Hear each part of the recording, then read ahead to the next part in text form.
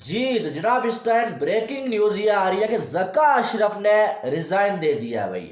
और जका अशरफ ने पाकिस्तानी क्रिकेट से अपनी जो राहें हैं ना, वो जुदा करने का फैसला कर लिया है। जैसा कि हमें जो कई दिनों से ये लग रहा था कि आने वाले दिनों में ऐसा होने जा रहा है, और आज फाइनली फाइनली ऐसा हो चुका है।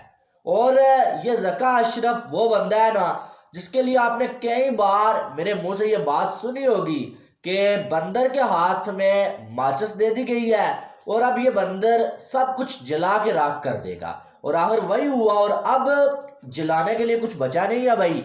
तो अपनी जान छुड़ाने के अलावा कोई और चारा नहीं था।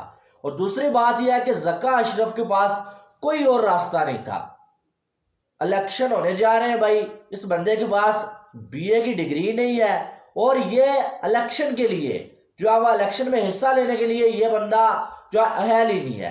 तो ये क्या करता, इसके पास यही चाह रहा है भाई कि जो है वो ये यहां से रिजाइन दे दे। अब जका अशरफ ने अपनी तरफ से इज्जत के साथ रिजाइन दिया है, ठीक है कि यार मैं इज्जत के साथ पहले ही चला जाता हूं।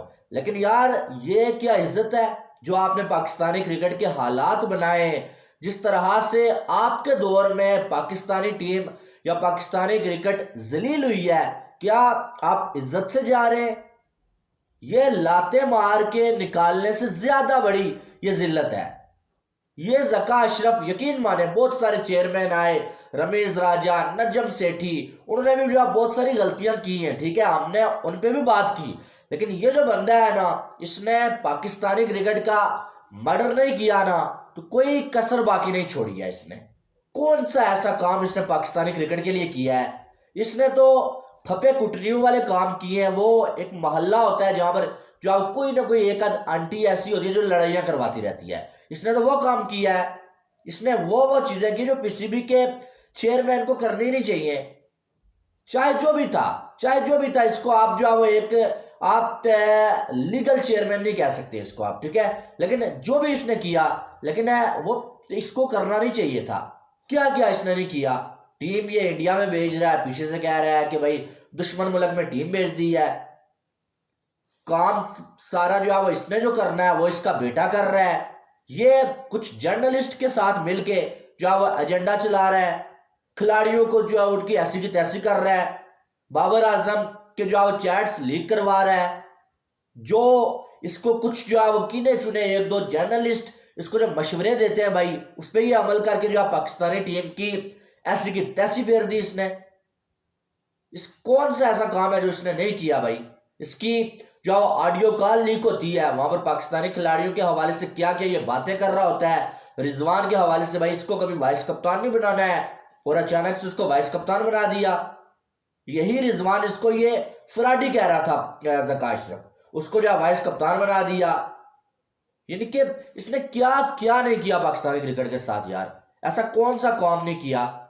कप्तान चेंज कर दिया, पूरी मैनेजमेंट को चेंज कर दिया, लाए कौन से लोग, जो लोग जो है इसकी चापलूसी करते थे। मोहम्मद हफीज, इसने कोचिंग का कौन सा कोर्स किया हुआ है? मोहम्मद हफीज ने थोड़ी सी चापलूसी की जका अशरफ की। मोहम्मद हफीज आके जो है वो डायरेक्टर भी बन गया, कोच भी बन गया, एक दिन का 1 लाख कमा रहा है। काम क्या कर रहा है, टीम की क्या परफॉर्मेंस है। जका अशरफ के दौर में वर्ल्ड कप, एशिया कप जो है वो साइड पे हो गए, हार गए हम। ऑस्ट्रेलिया वाली सीरीज हम हार गए। ये न्यूजीलैंड व्हाइट वॉश के दहाने में हम खड़े हैं। इस बंदे ने आपकी क्रिकेट को दिया तो दिया क्या, मुझे को बता दे।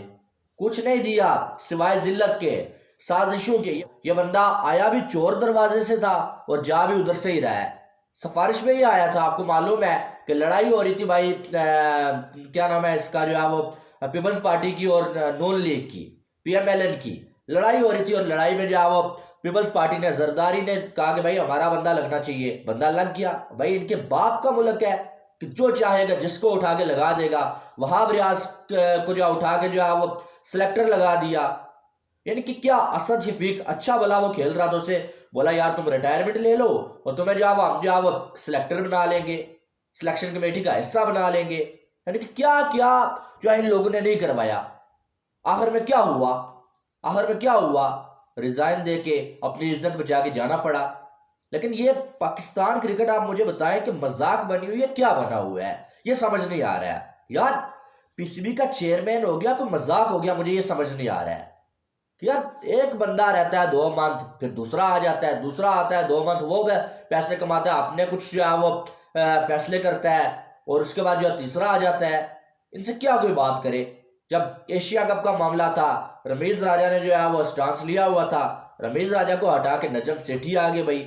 नजम सेठी ने अपना एक अलग स्टांस लिया। जब टाइम आया तो नजम सेठी को भी हटा दिया गया, जो है ज़का अशरफ आ गए। ज़का अशरफ ने जो है वो जो भी जैसे तैसे करके जो है वो टीम पाकिस्तान की जो है इंडिया में चली गई, खेल के आ गई। एशिया कप भी पाकिस्तान में नहीं हुआ, और अब जो है ज़का अशरफ को भी बाय बाय टाटा हो गया। अब फिर दोबारा से मैं आपको बता दूं, शायद नजम सेठी आपको देखने को मिले, क्योंकि यार ये कोई जो है ज़का अशरफ इधर से नहीं, इसको पीछे से प्रेशर था, पीछे से इसको प्रेशर था कि यार आप रिजाइन कर दो अब। और ये होता ही ऐसे है, पॉलिटिक्स पाकिस्तानी क्रिकेट में चलती है। श्रीलंका को जो है बैन किया था ना आईसीसी ने कि भाई पॉलिटिक्स बहुत चलती है, यहां पर भी चलती है। इनका भी यही हशर होना चाहिए। इस सारे के सारे ड्रामेबाज हैं, पाकिस्तानी क्रिकेट को इन्होंने ड्रामा बना के रखा हुआ है, बाकी कुछ नहीं है। एक बंदा बीए की डिग्री नहीं है जिसके पास वो जो है वो चेयरमैन वाले काम कर रहा है, आके कुर्सी आपने उसको दे दी है, पूरी पाकिस्तान की क्रिकेट को वो चला रहा है, उसकी बेटी चला रही है, फैसले उसकी बेटी कर रही है, उसका बेटा कर रहा है। कुछ जो पाकिस्तानी खिलाड़ियों के खिलाफ जर्नलिस्ट हैं वो इनके साथ मिलके काम कर रहे हैं। किसी कप्तान को अगर हटाना है भाई तो उसको ऐसे ही नहीं हटाना है, बल्कि उसके खिलाफ साजिश करके उसको हटाना है। और साजिश में जर्नलिस्ट भी मौजूद, आपका पीसीबी का चेयरमैन भी मौजूद, और भी बहुत सारे लोग मौजूद। तो जब ऐसी हरकतें करेंगे, ऐसे काम करेंगे, फिर पीछे कुछ बचेगा नहीं, जिल्लत के अलावा कुछ नहीं बचेगा। और पाकिस्तानी टीम की जो हालत है आजकल आपको मालूम है, और इससे गंदी तरीन परफॉर्मेंस क्या होगी। और उससे बड़ा जुल्म यह है कि एक्सक्यूजेज इनके आप देखें, शाहीन अफरीदी आता है हारने के बाद, वो जो है इस्लामिक टच देता है, कुछ जो है किस्से सुनाने लगता है। रिजवान आता है तो वो अलग की जो है सीन सुना रहा है, वो ताने मार रहा है, रिजवान फैंस को ताने मार रहा है। और हारने के बाद जैसे एक बार शादाब ने किया था ना, जो है वो बाबर को रेस्ट दे दी गई थी तो पाकिस्तान हारा मैच, वो जी बाबर को देखें जी रेस्ट दे दिया था तो इसलिए हम हार गए, आप कह रहे थे जी यंगस्टर को लाएं, देखें शादाब ताने मार रहा था। अब रिजवान ने भी वही बात की है कि जी बाबर और मेरी ओपनिंग जोड़ी को तोड़ के आपने बहुत बड़ा जुल्म कर दिया। पाकिस्तानी टीम की इस परफॉर्मेंस का जिम्मेदार जो वही है जिसने ये फैसला किया था हमारी ओपनिंग तोड़ने का। हम अगर दोनों ओपनर होते साथ में, फिर जो है वो शाबाशे भी दे रहा है साइम अयूब को। एक साइड कह रहा है कि जीत हार मुझे पसंद नहीं है, दूसरी साइड ये कह रहा है कि ये बेहतर हो रहा है क्योंकि हम जो जिस चीज की तलाश में है वो जो है हमें अगर मिल जाए तो हार का कोई मसला नहीं है।